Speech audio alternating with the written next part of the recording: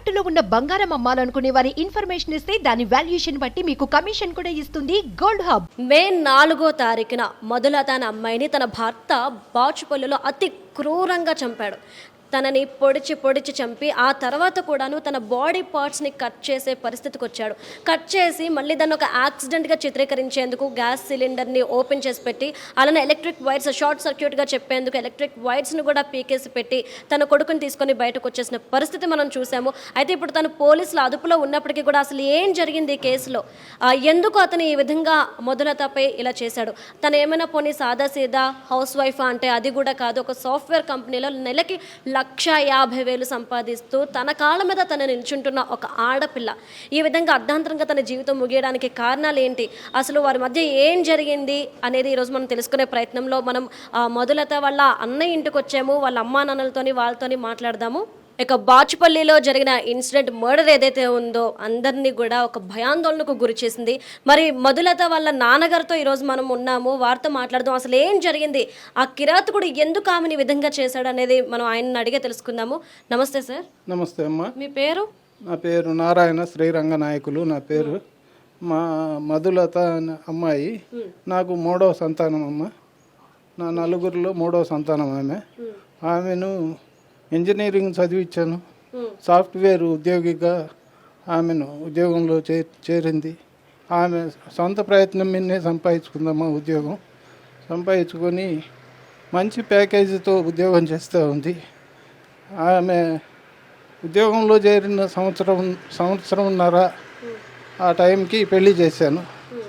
పెళ్లి చేస్తే దర్శి వరకాల వెంకటేశ్వర్లు వాళ్ళ అబ్బాయి వరకాల నాగేంద్ర భరద్వాజ్కి ఇచ్చి పెళ్లి చేసాము.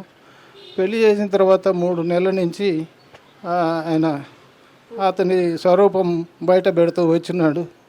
3 నెలల నుంచి దేనికో ఒక దానికి కోపం ప్రదర్శించడం. కోపం తగ్గించుకోయా, అలా ఉండకూడదు. సమాజంలో బతుకుతున్నాం, మనం గౌరవంగా ఉండాలి. ఎవరైనా సమాజంలో గౌరవమైన స్థానం ఉండాలని అంటే మనం సమాజాన్ని గౌరవించాలి, మనల్ని సమాజం గౌరవించాలని చెబుతూ వచ్చాను నేను. అతను అదంతా వినేది కాదు. అతనికి ఏ చిన్న విషయానికి కూడా కోపం ప్రదర్శిస్తాడు. అది మాకు కొంత భరించరానిదిగా ఉండేది. ఆ క్రమంలో ఇబ్బంది పడతా అట్నే 3 సంవత్సరాలు ఉంది ఆమె. 3 సంవత్సరాల తర్వాత ఈ బాబు కడుపున పడి ఈయనను కానుపు కోసం మా ఇంటికి వచ్చింది. మా ఇంటికి వచ్చిన తర్వాత ఆమె చెప్పింది, ఇప్పుడు దాకా వాళ్ళకు జీతం వాళ్ళకే ఇచ్చాను, ఇక నుండి నాకు వచ్చిన జీతము నేను ఉంచుకొని నా బాబు క్షేమం కోసం నేను ఉంచుకుంటాను, వాళ్ళకి ఇవ్వను అనింది. సరే అమ్మా, నీ ఇష్టం అన్నాను నేను. నువ్వు ఇలా చెయ్యి అలా చెయ్యి అని చెప్పి నా కూతురు మీద నేను ఆంక్షలు పెట్టలేదు. నీ ఇష్టం, నీకు ఏది మంచిది అనుకుంటే అది చెయ్యి అని. మరి నేను నిన్ను ఇంజనీరింగ్ చదివించానమ్మా, నీ అబ్బాయిని నువ్వేం చదివిస్తావు అని అడిగాను. అడిగితే ఆమె నా కొడుకుని డాక్టర్ని చేస్తాను నాన్న, నీకు ఏమి ఇబ్బంది లేదు, నీకు మంచి పేరు తీసుకొస్తాననింది. ఆ క్రమంలో సరే కానిపోయిన తర్వాత ఈ జీతం ఇవ్వనన్న ఒక కారణం చేత వాళ్ళు జీతం ఇవ్వవా అని చెప్పి గొడవలు పెట్టుకున్నారు. ఆ గొడవలు పెద్ద మనుషుల దాకా వెళ్ళినాయి. పెద్ద మనుషులతో చెప్పిస్తే ఆ పెద్ద మనుషుల వాళ్ళల్లో కూడా గొడవ చేశాడు. సరే మా కొంత మనసులో బాధగా ఉంది, ఇటువంటి మనస్తత్వం మంచిది కాదని చెప్పి అందుకని మా అమ్మాయిని మా ఇంటి దగ్గరే ఉంచుకున్నాం. మా ఇంటి దగ్గరే ఉంచుకొని మొన్న ఫిబ్రవరిలో వచ్చి మధ్యవర్తిని వాళ్ళ బంధువులు ఆయన తీసుకొచ్చుకున్నాడు. గోనె చిన్న వెంకటేశ్వర్లు అని, ఆయన రిటైర్ హెడ్ కానిస్టేబుల్, ఆయన కనిగిరిలో ఉంటాడు. ఆయన తీసుకొచ్చుకొని ఆయనతో చెప్పి, ఆయన పూర్తిగా ఇక నుండి నీకు భయం లేదు రంగనాయకులు, ఏ ఇబ్బంది లేదు, మీ అమ్మాయిని లక్షణంగా చూసుకుంటాడు, ఏం బాధ లేదు, నేను హామీ అని చెప్పి ఆ గోనె చిన్న వెంకటేశ్వర్లు చెప్పాడు. చెబితే సరేనని చెప్పి ఫిబ్రవరి 22వ తేదీన వాళ్ళను పంపించాను. పంపిస్తే అప్పటి నుంచి బాగానే ఉన్నారు. ఈ అమ్మాయి కూడా మాకేం చెప్పలేదు, ఇబ్బందులు ఉన్నాయని చెప్పలేదు.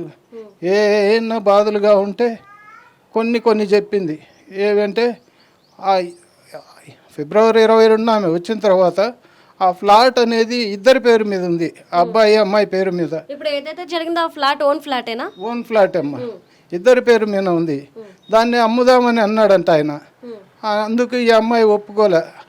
మనము కష్టపడి కొనుక్కున్నాము, ఇంకా తీర్చుకోవాల్సిన అప్పు ఉంది దీని మీద, మనం తీర్చుకుంటే ఇది మన సొంతం అవుతుంది, కానీ అమ్ముకుంటే మళ్ళీ ఇంకొకటి కొనాలంటే కొనలేము, వద్దు అని అందంట. దానికి అతను కొంత నేను చెప్పిన మాట అయినవా అది ఇది అన్నాడంట. ఈ 10 నెలలు సంవత్సరం రోజులు నీ దగ్గర జీతం ఉంది కదా, ఆ డబ్బులు ఇవ్వు, నేను కారు కొనుక్కుంటా అన్నాడంట.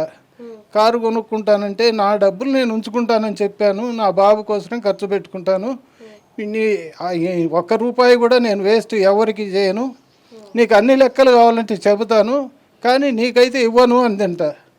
ఇవన్నీ మనసును పెట్టుకొని ఆ రోజు మే 4వ తేదీ రాత్రి ఆమెను కిరాతకంగా పొడిచి చంపి శరీర భాగాలు వేరు చేయాలని కాలు చెయ్యి నరికే ప్రయత్నం చేసి, అది వీలుగాక గ్యాస్ సిలిండర్లు ఓపెన్ చేసి గ్యాస్ సిలిండర్లు పెట్టి అవి పేలిపోవాలని కరెంటు వైర్లు పెట్టి షార్ట్ సర్క్యూట్ చేయాలని చెప్పి ప్రయత్నాలు చేసి అన్నీ పెట్టి వాళ్ళు ఉంటున్న బెడ్రూమ్కు తాళం వేసి వాళ్ళ గేటుకు తాళం వేసి బాబుని తీసుకొని బయటికి వెళ్ళిపోయాడంట. బయటికి వెళ్ళిపోయిన తర్వాత మరి ఎలా పోలీసులు సరెండర్ అయ్యాడో తెలియదు. తప్పించుకునే ప్రయత్నంలో అతను ఏదో గాయం చేసుకొని ఒక డ్రామా క్రియేట్ చేసి హాస్పిటల్లో చేరి అక్కడి నుంచి పోలీసులకు దొరికిపోయాడంట.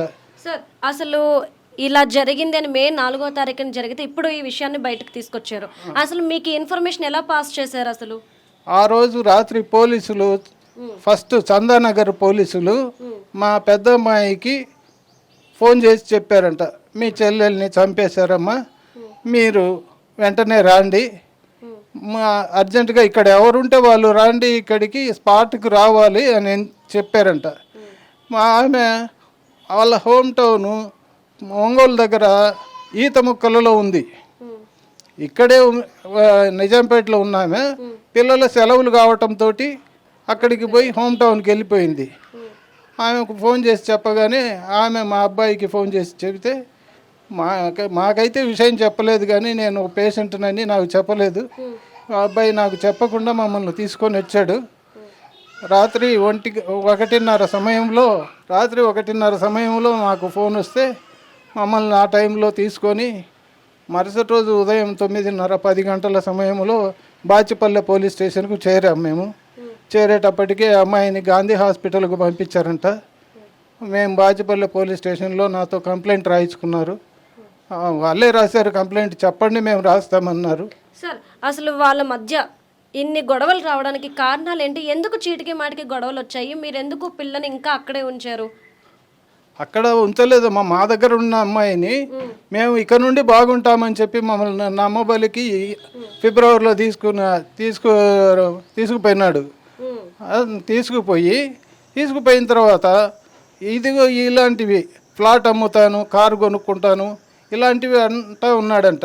అంటా ఉంటే అమ్మాయి ఆ మాటలే చెప్పింది మాకు.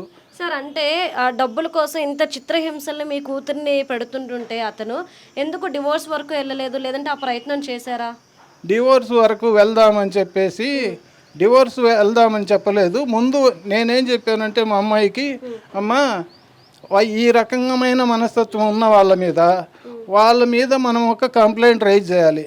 పోలీస్ స్టేషన్లో కంప్లైంట్ ఇస్తాను, కంప్లైంట్ ఇస్తే తర్వాత ఏం జరిగితే అది జరుగుతుంది, నువ్వు ఇక్కడే ఉండు, నేను కంప్లైంట్ ఇస్తానని చెప్పి మా అమ్మాయికి చెప్పాను. అప్పుడు మా అమ్మాయి అనింది, నాన్న కంప్లైంట్ ఇస్తే అది చిలికి గాలివానయ్యి విడాకుల దాకా పోతుంది, విడాకులు తీసుకొని మళ్ళా తర్వాత నా జీవితం ఏమిటి అని అడిగింది. అని అంటే సరే మా తర్వాత కొంత సమయం తీసుకొని ఆలోచించి తర్వాత పెళ్లి చేసుకోవటము ఏదో ప్రయత్నం చేద్దాము, అంతకు మించి కాదు, విడాకులు అవ్వకుండానే చూసుకుందామమ్మా అని చెప్పాను. చెబితే ఆమె అనేది, విడాకులు తీసుకొని రెండో పెళ్లి చేసుకుంటే రెండో పెళ్లి వాడు మంచివాడు వస్తాడో ఇట్లాంటి వాడు వస్తాడో తెలియదు కదా నాన్న, ఇతన్నే మార్చుకుంటాను నేను అని మాకు నచ్చ చెప్పి పోయింది. ఈరోజు మీ అమ్మాయికి ఏదైతే జరిగిందో నిజంగా ఇది చాలా దారుణం. అంటే ఇప్పుడు ఈ ఇన్సిడెంట్ చూస్తే ఆడపిల్లని పెళ్లి చేసి పంపించడానికి కూడా ప్రతి తల్లిదండ్రులు భయపడే పరిస్థితికి ఈరోజు మనం వచ్చేసాము. ఈ నేపథ్యంలో అసలు అబ్బాయికి ఎలాంటి శిక్ష పడాలి, ఎందుకంటే తనను చూసి మరొకరి పని చేయకుండా ఉండాలంటే ఏం జరగాలని కోరుకుంటున్నారు? ఎలాంటి న్యాయం కావాలి మీకు? ఆ అబ్బాయిని ఉరి తీయడం కానీ ఎన్కౌంటర్ చేయడం కానీ చేస్తే ప్రజలకు ఒక సందేశం ఇచ్చినట్టుగా ఉంటుంది. ఇలాంటి తప్పు చేస్తే ఇలాగ జరుగుతుంది అనేది ప్రజలకు ఒక సందేశం ఇచ్చినట్టుగా ఉంటుంది. కానీ అలా చేయవచ్చు అని అంటే అలాగే చేయండి. నాకు ఎందుకంటే అతన్ని బయటికి వదిలిపెడితే నా కుటుంబానికి కూడా సమస్యే. మా కుటుంబ సభ్యుల్ని ఏం చేస్తాడో అనే భయం మాకుంది. మేము బతికినంతకాలం భయంతో బతకాల్సిన పరిస్థితి కలుగజేయకుండా అతన్ని తగిన రీతిలో శిక్షించి అతనికి వేయాల్సిన శిక్ష వేసి సమాజంలో తిరగకుండా చేయండి అని నా ప్రార్థన. సో ఏదైతే పరిస్థితి చూసారో ఇప్పుడు వాళ్ళ నాన్నగారు ఎంత ఆవేదన చెందుతున్నారో ఈరోజు మనం చూసాము. ఒక కూతుర్ని అల్లారు ముద్దుగా పెంచుకొని తను చదివించి ఉద్యోగం వచ్చేందుకు వాళ్ళే చూసుకున్నారంటే తన కాళ్ళ మీద తను నిలబడేలాగా ప్రోత్సహించి అన్ని వారై ఉన్న వారికి ఈరోజు ఎంతటి దుఃఖం కలిగిందో మనం చూస్తున్నాము. కాబట్టి ఆయన ఒకటే కోరుకుంటున్నారు, తన కూతురికి ఏదైతే జరిగిందో అది మరొక ఆడపిల్ల విషయంలో జరగకుండా ఉండాలి అంటే గనక తనకి కఠిన చర్యలు తనపై తీసుకోవాలంటూ కూడా ఆయన కోరుకుంటున్నారు. ఇక మనం వాళ్ళ కుటుంబ సభ్యులతో కూడా మాట్లాడే ప్రయత్నం చేద్దాము. ఇప్పుడు మనం మొదలత గారి అమ్మగారి దగ్గర ఉన్న వారితో కూడా మాట్లాడదాము. నమస్తే అమ్మ. అమ్మ, ఈరోజు ఏదైతే మీ అమ్మాయి విషయంలో జరిగిందో నిజంగా దేశమే ఉలిక్కిపడేలా చేసింది. అసలు ఈ సంఘటన అంటే వారిద్దరి మధ్య ఇన్ని గొడవలు రావడానికి కారణం ఏమై ఉంటుంది? అసలు ఇప్పటి వరకు మీకు అమ్మాయి ఏమైనా చెప్పుకుందా తన బాధల గురించి? అత్తారింట్లో ఎలాంటి సమస్యలను ఎదుర్కొంటుందో మీతో ఎప్పుడైనా చెప్పుకుందా? చెప్పిందండి. డబ్బు కోసమే గొడవలు. అమ్మాయి జాబ్ చేస్తుంది, అమ్మాయి శాలరీ ఇస్తుంది. ఇట్లాగే 3 సంవత్సరాలు ఇచ్చింది. ఇంకా ఈ సంవత్సరం గొడవలతోటి బాబు పుట్టాడు, మా దగ్గర వచ్చింది. అప్పటి నుంచి ఉంది 10 నెలల దాకా గొడవలతో పంపలేదు అమ్మాయిని.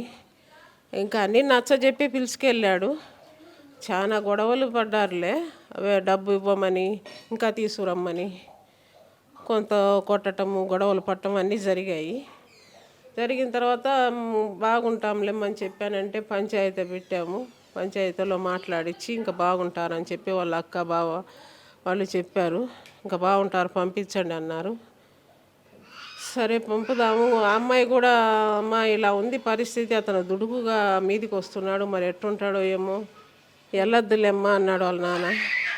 లేదు నేను చూసుకుంటాలే, అతనికి నేను నచ్చ చెప్పుకుంటాను, అలా నా మీదికి రాడులే అనింది అమ్మాయి. నేను చూసుకుంటాలే నాన్న, అంత నా మీదికి రాడు, ఇంతవరకు ఎప్పుడు రాలేదు, అతన్ని మార్చుకుంటానని చెప్పి వెళ్ళింది. వెళ్ళిన తర్వాత ఇట్లాగే 2 నెలలు అతను బయట పడాడు. అతని కోపం లోపల కుట్ర పెట్టుకున్నాడు. అమ్మాయి శాలరీ ఇవ్వలేదు, ఇన్నాళ్ళు నా దగ్గరికి రాలేదు అని చెప్పి పెట్టుకున్నాడు. వచ్చాక 2 నెలలు అలా ఉన్నాడు. 3వ నెలలో ఇట్లా గొడవ పెట్టుకున్నాడు. డబ్బు ఇవ్వు, ఇన్నాళ్ళు ఉంచుకున్నాడు, డబ్బు ఇవ్వు, నేను కారు కొనుక్కుంటాను అని చెప్పి అడిగాడు. అమ్మాయి ఇప్పుడు ఎందుకు, బాగా నేర్చుకో తర్వాత తీసుకుందామని ఇవ్వలేదు. అట్లా ఘర్షణ జరిగింది. ముందు రోజు నైట్ ఫోన్ చేసింది నాకు, చనిపోయే ముందు రోజు. ఇలా అడుగుతున్నాడు, కారు కొనాలా, డబ్బులు ఇవ్వమని. అంటే ఇప్పుడే వద్దులే తీసుకుందామని చెప్పాను. నన్ను డబ్బులు అడగద్దంటే కొంత అడుగుతున్నాడంట, నన్ను అడగద్దని చెప్పింది. ఇలా ఘర్షణ పడ్డారు. ఊరికి వెళ్దామన్నాడు. వాళ్ళ ఊరికి మీ ఊరికి నేను రాను ఇప్పుడే, మీ నాన్నగారు ఏదేదో మాట్లాడాడు, నన్ను బాధ పెట్టాడు, అక్కడికి ఇప్పుడు రాను, నేను మా ఊరికి వెళ్తాను, ఓట్లు ఉన్నాయి. అమ్మ, అంటే భర్త ఒక్కడే ఈ విధంగా ఆమెని హింసించేవాడా, లేదంటే అత్తమామల దగ్గర నుండి కూడా ఈమెకి ఏదైనా సపోర్ట్ దొరికేదా, లేదంటే వాళ్ళు కూడా ఏమైనా చిత్రహింసలకు గురి చేసేవారా? లేదు, ఈ చావులో వాళ్ళే సపోర్టు, చంపమని. ఆ అమ్మ నాన్న మాట లేకుండా అతను ఏమి చెయ్యడు. అతనే వాళ్ళ అమ్మ నాన్న సపోర్ట్ ఉంది, వాళ్ళ అక్క బావ సపోర్ట్ ఉంది. అమెరికాలో అక్క బావ ఉన్నారు. వాళ్ళ మాట లేనిది అతను ఏమి చెయ్యడు. వాళ్ళ మాట ఉంది. వాళ్ళను కూడా జైల్లో వేయాలి వాళ్ళ అమ్మ నాన్న. ఇంత హత్య చేసిన తర్వాత బాబుని తీసుకెళ్లి తన స్నేహితుడికి ఇచ్చే వాడు బాబు బాధ్యతలంతా కూడా దగ్గరుండి నువ్వే చూసుకోవాలని చెప్పేసి అన్నాడని తెలుస్తుంది. ఎవరు చూసుకోమని తన స్నేహితుడి దగ్గరికి వెళ్ళి ఇదంతా చెప్పారు అని అంటున్నారు. అతనికి ఊరికే ఇచ్చాడు బాబు, అంతే. అక్కడ ఉంచలేడు కదా ఒక్కడిని, తీసుకుపోయి అక్కడ ఇచ్చాడు, సరెండర్ అయ్యాడు. అంతేగాని వాళ్ళెవరు చూస్తారు బాబుని, ఎవరికొరికి ఇవ్వాలి కాబట్టి ఇచ్చారు, ఆ స్టేషన్లో ఇచ్చాడు.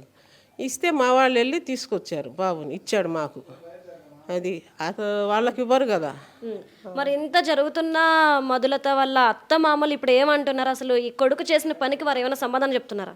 వాళ్ళు మాతో అసలు ఫోన్లో మాట్లాడలేదు, అమ్మాయి చనిపోయాక వచ్చి చూడలేదు, బాబు ఎలా ఉన్నాడని చూడలేదు, ఫోను లేదు, కనీసం తెలిసిన వాళ్ళతో కూడా ఫోన్ చేసి కనుక్కోలేదు ఎలా ఉన్నారని. వాళ్ళు అసలు కలవలేదు. పైపెచ్చు అక్కడికి వెళ్ళి కొడుకుని ఇడిపించుకోవటానికి తిరుగుతున్నాడు అతను. తన కోడల విషయంలో ఇంత జరిగినా కానీ కేవలం ఇంకా కొడుకుని బయటికి తీసుకురావాలి, కొడుకుని సేవ్ చేసుకోవాలని మాత్రమే తల్లిదండ్రులు చూస్తున్నారు. పిల్లకి జరిగిన అన్యాయం గురించి, బాబు గురించి కూడా ఇప్పుడు వచ్చి ఏం పట్టించుకోలేదు. ఏమీ లేదు. పైపెచ్చు తప్పు జరిగింది, ఇద్దరి వైపు జరిగితే వచ్చిద్ది గొడవ, చప్పట్లు ఇద్దరు కొడితే కదా వచ్చేది, ఒకరికి రాదు అని సమర్థిస్తున్నాడు వాళ్ళ నాన్న. మరి అలాంటన్నప్పుడు, అలా సమర్థించినప్పుడు మరి ఈమె కూడా ఇతనిపై ఏదైనా కత్తి తీసుకొని ఏదైనా చేసి గొడవ చేయాలి కదా. మరి అలా జరగలేదు, తన కొడుకు ఇదంతా చేశారు కదా, మరి దీనికి ఏమంటున్నాడు ఆయన? ఆయన మనతో మాట్లాడితే కదా ఆ మాట అంటున్నాడంటే ఎవరితోనూ. ఇప్పుడు ఇద్దరు చేశారన్నప్పుడు ఒకరు చచ్చారు, ఇంకొకరు చావాలి కదా, మరి కొడుకుని చంపమనండి, అది కరెక్ట్ కదా. మనతో మాట్లాడలే, ఎవరితో అన్నాడంట. మరి ఇద్దరు తప్పు చేశారు. మా అమ్మాయి చంపేంత తప్పు ఏం చేసిందో నాకు అర్థం కావట్లేదు. చిన్న చిన్న వాదనలే, ఆ డబ్బుల వాదనలే, డబ్బులు ఇవ్వలేదని అదొకటి. వాళ్ళు ఊరికి పోదామంటే అన్నాడంట అక్కడ, మా అమ్మాయి ఫంక్షన్ ఉంది వెళ్తాననిందంట, వెళ్ళొద్దు అని అన్నాడంట, గొడవ పెట్టుకున్నాడు. అది డబ్బులు ఇవ్వలేదని గొడవ. మరి ఇప్పుడు బాబు పరిస్థితి ఏంటమ్మా? ఇప్పుడు తండ్రి చూస్తే జైల్లో ఉన్నాడు, తల్లి చూస్తే లేదు. చిన్న వయసు, పాలు తాగే వయసులో తల్లికి దూరమైన బాబు పరిస్థితి ఏంటి? ఎవరు తీసుకుంటారు మరి ఆ బాధ్యతలు? ఇంకా అదే కదా మా బాధ. చిన్న బాబు, వాడు పాలు తాగట్లేదు, తల్లి మీద బెంగతోటి. వాళ్ళకి ఏం అర్థం అవుతుందో అసలు పరిస్థితి. కొడుకు నిడిపించుకొని తిరుగుతున్నాడు కదా, బాబు ఎట్లా ఉన్నాడు, వాళ్ళకి ఇంత అమ్మాయి అన్యాయం అయిపోయింది మా వల్ల అనేది వాళ్ళకి సానుభూతి, బాధ లేదు అసలు. అసలు పట్టించుకోవట్లేదు. ఇంకా బాబుని ఎవరు మేము చూసుకోవాలి, వాళ్ళకి అప్పగీయలేం కదండి. అమ్మాయిని చంపిన వాళ్ళకి బాబు ఇవ్వాలా? ఏం చేస్తారేమో కూడా. మరి అంతేగమ్మా, ఎట్లా ఇస్తాము మేము? ఎట్లా మా కష్టం ఎలాగో మా చేతనైన నాళ్ళు మేమే తీసుకురావాలి బాబును. చేసేదేముంది, మేము తగ్గాము, ఎలా చేయాలని మాకు అదే బాధ ఉంది. అమ్మా, ఇప్పుడు మీరు ఒక తల్లిగా మీరు పడుతున్న బాధ నిజంగా ఇది ఎలా చెప్పాలో కూడా మాకు అర్థం కావట్లేదు. ఇలాంటి బాధ మరో తల్లికి రాకుండా ఉండాలి అంటే అసలు అతనికి ఎలాంటి శిక్ష పడాలని మీరు కోరుకుంటున్నారు? మీ కూతురికి జరిగిన అన్యాయానికి ఎలాంటి న్యాయం జరగాలనుకుంటున్నారు? నా కూతురికి జరిగిన అన్యాయానికి మనవడికి కూతురికి న్యాయం జరగాలి. అక్కడ ఉండే ఆస్తి అబ్బాయికి రాసి ఇవ్వాలి. అబ్బాయి చిన్న బాబుకు రాసిస్తే వాడిని ఎలాగో మేము పెంచుతాం. ఇప్పుడు ఇంత అన్యాయం జరిగి ఒకవేళ వాళ్ళు అడిగిన ఇవ్వలేం కదా, బాబును కూడా చేస్తారేమో. అందుకు అతను మా కోర్టు అలా బాబుకు న్యాయం చెయ్యాలి. ఇస్తే ఎలాగో మేము బాబుని సాగుతాం. మా అమ్మాయికి అన్యాయం జరిగింది, ఘోరమైన అన్యాయం జరిగింది. పోతే వాడికి శిక్ష పడాలి, బయటికి రాకూడదు. వాళ్ళ నాన్న ప్రయత్నం చేస్తున్నాడు తీయటానికి బయటికి. వాళ్ళు ఏమనుకోవాలి, ఇంత జరిగితే వాళ్ళ బిడ్డ అయితే ఒకటి, మా బిడ్డ అయితే ఒకట. ఇంత ఘోరం చేశాడే, వాడు ఉంటేనేం లేకపోతేనేం అనుకుంటారుగా ఎవరైనా. అలా అనుకోవట్లేదు, తీసుకొద్దామని తిరుగుతున్నాడు అతను. అమ్మ, మరి పోలీసులు ఈ కేసులో ఎవరి వైపు ఉన్నారు? అసలు వారేమంటున్నారు? మీ పాపకి న్యాయం చేసే దిశగా పోలీసులు అడుగులు ఉన్నాయా? పోలీసులు జైల్లో వేసాం కదా, కనీసం పేపర్లో రాలేదే అని అడిగితే ఏముంది, వేసాం కదా లోపల రాసుకున్నాం కదా, ఇంకేంది, బయటికి పేపర్లో పెట్టకపోతే ఏమంటున్నారు. వాళ్ళు చాలా నిర్లక్ష్యంగా ఉన్నారు. ఇంత జరిగి వాడు ఇంత అమ్మాయిని పొడిచి చంపితే వాళ్ళ రియాక్షన్ ఏంది అసలు? ఏమిరా ఇలా చేశావు నువ్వని కొట్టద్దా అతన్ని? కొట్టని కూడా కొట్టలేదు పోలీసులు. అలా ఉంటారమ్మా. ఇంకా న్యాయం మాకు ఎలా జరిగిద్ది చెప్పండి? పోలీసులే అలా ఉంటే అతనికి ఇంకా భయం అనేది ఏముంటుంది? కొట్టని కూడా కొట్టలేదు వాడిని. నా మనవేది, వాడిని బాగా కొట్టాలి. అతని పోలీసులకు తెలియజేయండి. ఉరికింగా ఉందిగా న్యాయం, వెంటనే తీయరుగా, మనం చెప్పంగానే లేదు. కానీ అతి త్వరలో ఉరి తీసి అతన్ని బయటికి రాకుండా చెయ్యాలి. అది ఇప్పుడు కూతుర్ని అంత ఘాతుకంగా పొడిచాడే, వాడికి ఆ బాధ ఎలా తెలియాలండి? వాడికి బాధ తెలియజేయట్లే పోలీసులు. వాడికి కత్తిపోటు పడితే ఆ బాధ ఎట్లా ఉంటుందో తెలియద్దా? నాకు అలా ఉంది. వాడిని నరకాలి అన్నంత కచ్చగా ఉంది. ఎలా మా కోరిక తీరుతుంది?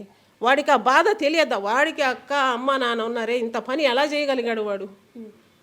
పైగా తనకు ఒక అక్క ఉంది. మరి వాళ్ళకి ఇలా బాధ తెలిస్తే కదా వాడికి అర్థమయ్యేది. ఎలా చేశాడు ఇట్లా అంటున్నా? రాక్షసుడే. వాళ్ళకి ఎట్టబుట్టాడు ఈడు అసలు. వాడికి బాధ తెలియాలి. వాళ్ళు అసలు ఏమి పట్టించుకోవట్లేదు. నా బిడ్డ ఎంత బాధపడింది. అమ్మ మీకు వద్దకుంటే పంపించేయాలి కదమ్మ నా కూతుర్ని. వద్దు పొమ్మంటే వచ్చేది కదా. గొడవ పడితే 2 దెబ్బలు వేసుకుంటారు, పంపించేస్తే పోద్ది. ఏం పని ఉందమ్మా నీకు? వద్దు, నీ మనసులో ఇంత కచ్చ ఉంది, వదిలేయి. నా బిడ్డ నా దగ్గరే ఉంటుంది కదా. నీ బతుకు నువ్వు బతకచ్చు. ఇప్పుడు ఏమైంది? నీ బ్రతుకు బాగుందా? అది అతనికి తొందరలో పై అధికారులకు తెలియజేయండి. అతనికి శిక్ష వేయాలి.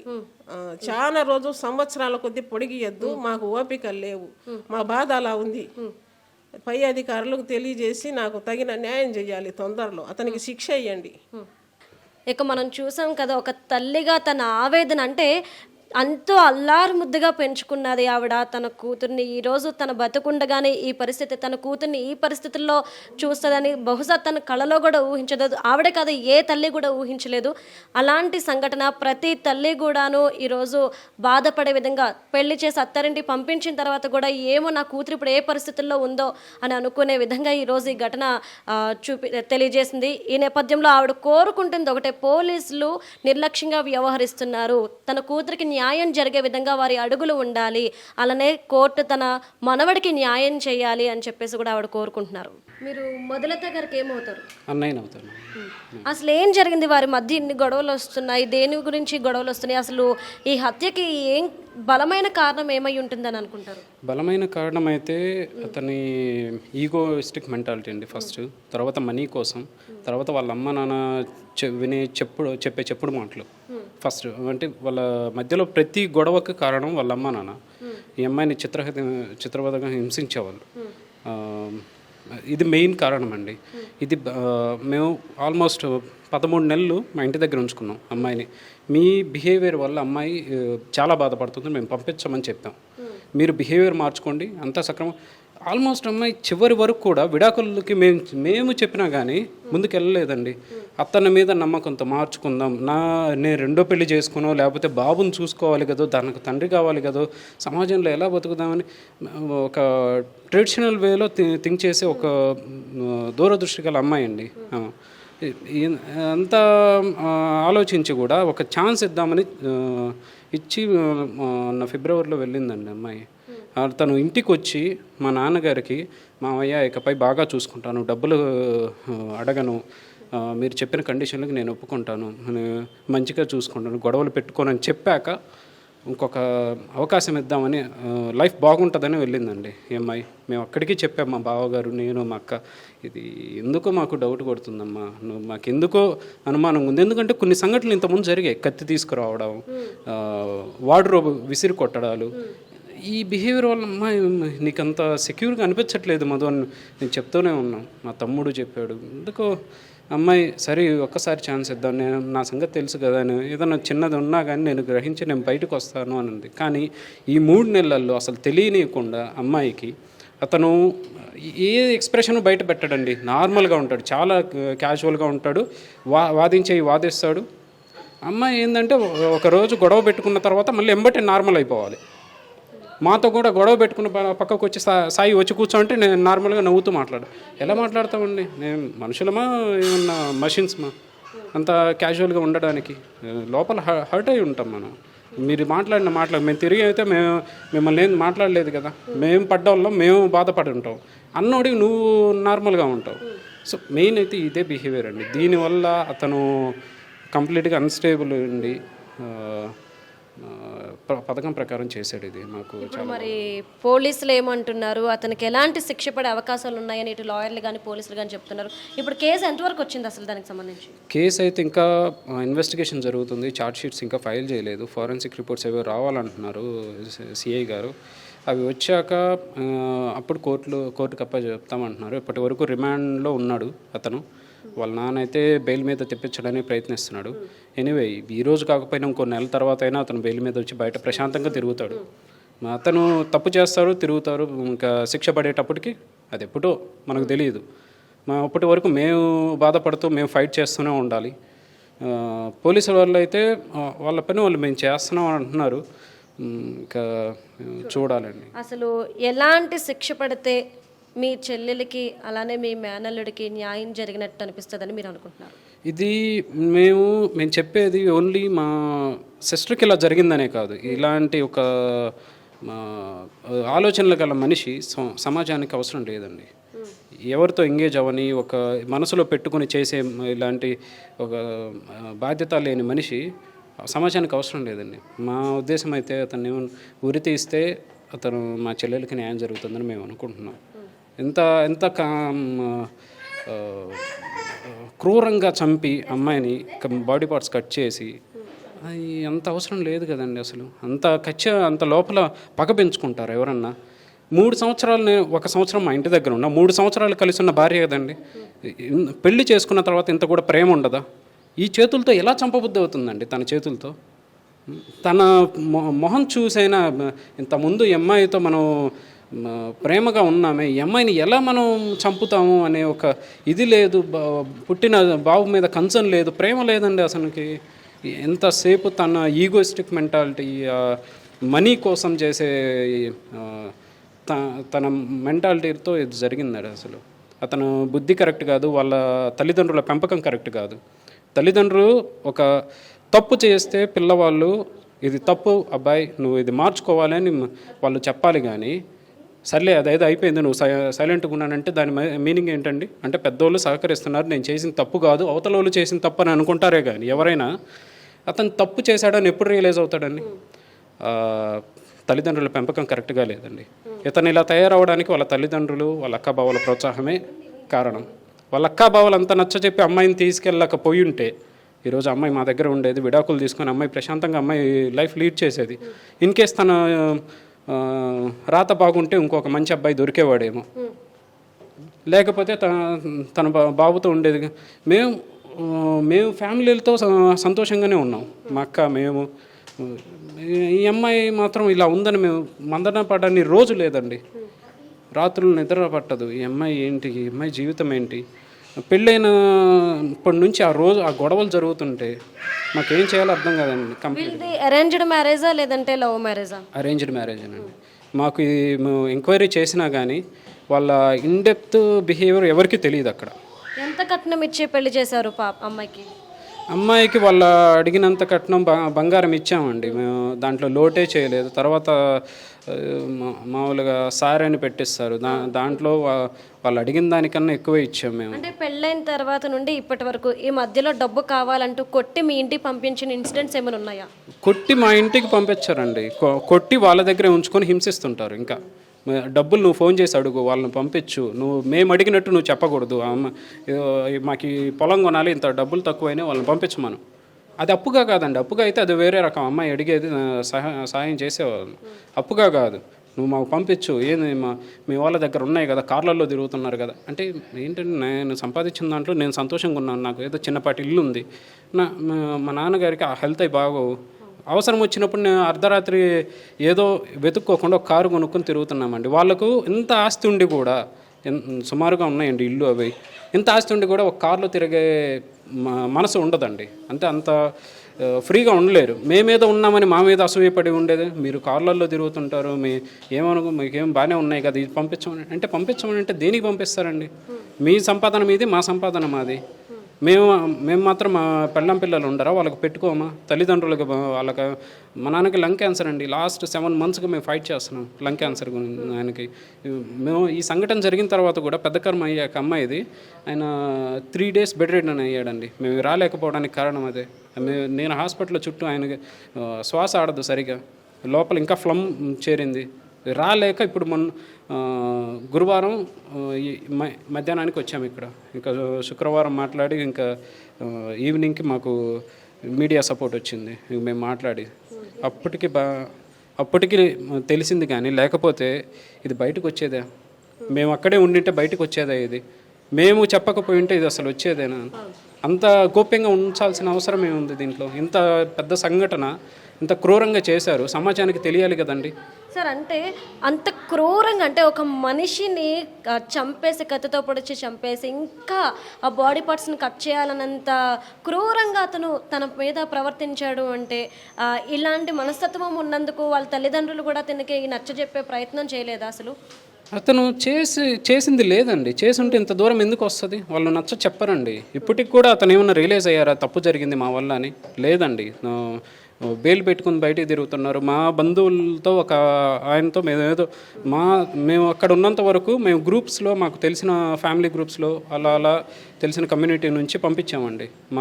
ఈ అమ్మాయి మా చెల్లెలు ఇలా జరిగింది, ఆమె ఒక స్టోరీ రాసి పంపిస్తే మీరు గ్రూప్లో ఎందుకు పెట్టాను, గ్రూప్ అడ్మిన్కి ఫోన్ చేసి బెదిరిస్తున్నాడండి.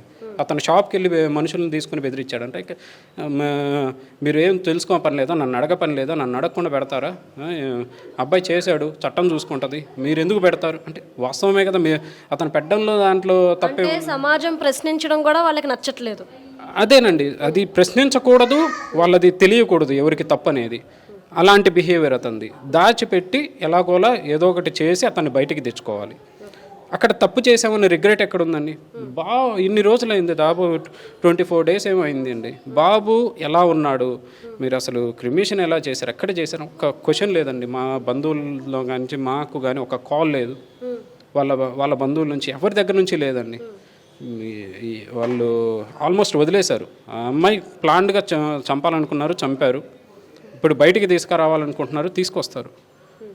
మేము సామాన్యులమండి. మేము చేయాలనుకుంది మేము కోర్టుల చుట్టూ, లాయర్ల చుట్టూ తిరిగి మేము న్యాయం కోసం ఫైట్ చేస్తాం. అంతవరకు ఫైట్ చేస్తూనే ఉంటామండి, వాళ్ళకు న్యాయం జరిగేంత వరకు. ఖచ్చితంగా అండి, మీకు న్యాయం జరగాలని మేము కూడా కోరుకుంటున్నాము. సో విన్నారు కదా మధులత విషయంలో ఏం జరిగింది, తనని ఎంత క్రూరంగా హింసించేవారు, అత్తమామలు, ఆడపడుచు, భర్త, వీళ్ళందరి నుండి ఎలాంటి సమస్యలను ఎదుర్కొంది ఒక ఆడపిల్ల అనేది ఈరోజు వాళ్ళ తల్లిదండ్రులు, వాళ్ళ అన్నయ్య చెప్పిందే విన్నారు. వాళ్ళు న్యాయం కావాలని చెప్పి కోరుకున్నారు. ఒక మనిషి డబ్బు మీద ఎంత ఆశ పెంచుకుంటే వారు ఎంత నీచంగా ప్రవర్తిస్తారు అనడానికి ఇది ఒక నిదర్శనం. నిజానికి మన పెద్దవాళ్ళు ఎప్పుడు ఒకటే చెప్తూ ఉంటారు, మనం బతకడానికి డబ్బు సంపాదించుకోలే కానీ మన డబ్బు కోసమే మనం బ్రతకకూడదు అని చెప్తూ ఉంటారు. నిజంగా మనం బ్రతికేదే డబ్బు కోసం అయితే కనుక ఒక మనిషి ఎంత నీచానికి ఒడిగడతాడో, ఎంత క్రూరంగా మారతాడో అనడానికి ఈరోజు మధులతకి ఏదైతే జరిగిందో అదే నిదర్శనంగా నిలుస్తుంది. కాబట్టి ప్రతి ఒక్కరు కూడా మధులతకైతే న్యాయం జరగాలని చెప్పేసి కోరుకుంటున్నాం. అలానే పోలీసులు కూడాను మధులత కేసులో పాజిటివ్గా ఉండాలని చెప్పి తనకి త్వరగా న్యాయం జరగాలని చెప్పేసి అయితే కోరుకుందాం.